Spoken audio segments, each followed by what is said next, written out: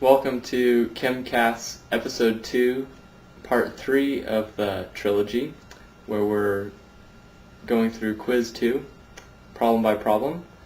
And in the third problem, we are asked, what is the final phase of water if we start at 150 degrees Celsius and we remove 230 kilojoules of energy from that water vapor? What phase of water are we going to end up in?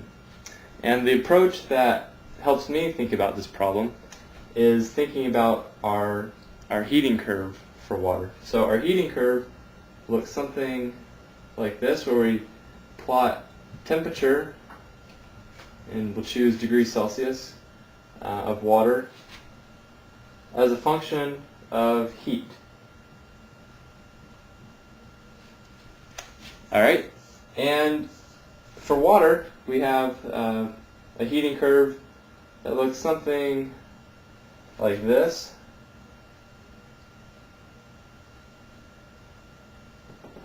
where this flat region here corresponds to melting and freezing, and this second flat region to boiling.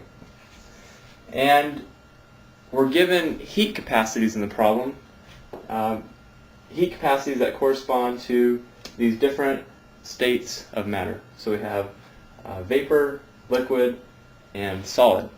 And so heat capacities, so we're going to start, we'll talk about heat capacity in a second. On our heating curve, our initial temperature is 150 degrees Celsius. So we're going to start somewhere in this region up here. And we're told that the heat capacity for water in the vapor phase is 2.0 joules per gram Celsius. And what heat capacity means is that it takes 2 joules to raise 1 gram of water 1 degree Celsius.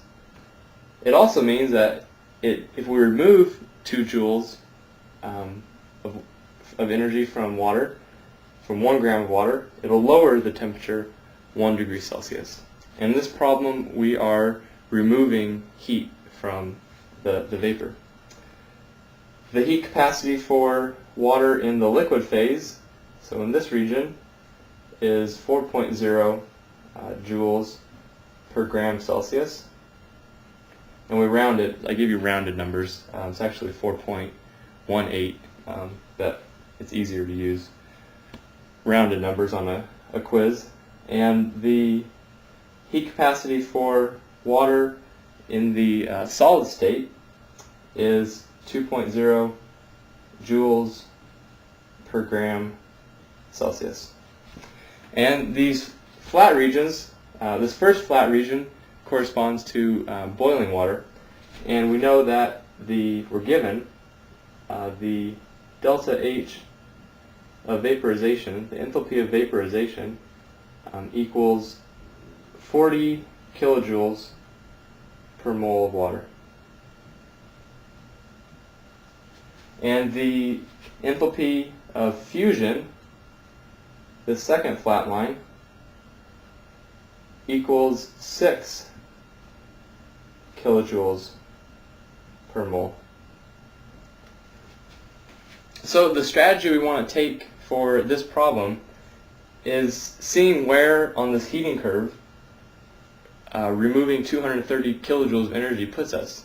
So we start just by calculating the energy needed to go through each of these phases on our heating curve. So we can number these processes, and we then just go through and calculate the heats associated with doing these processes.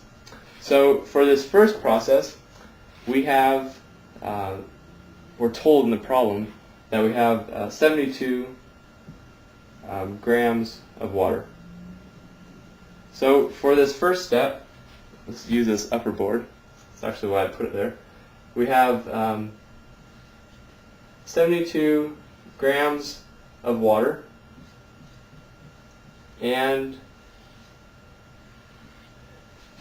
we use these heat capacities. Let the units guide you as how to arrange these equations. So we know we want to end up with a unit of heat and energy, so joules. So that means we need to multiply by a gram, some grams, and some temperature.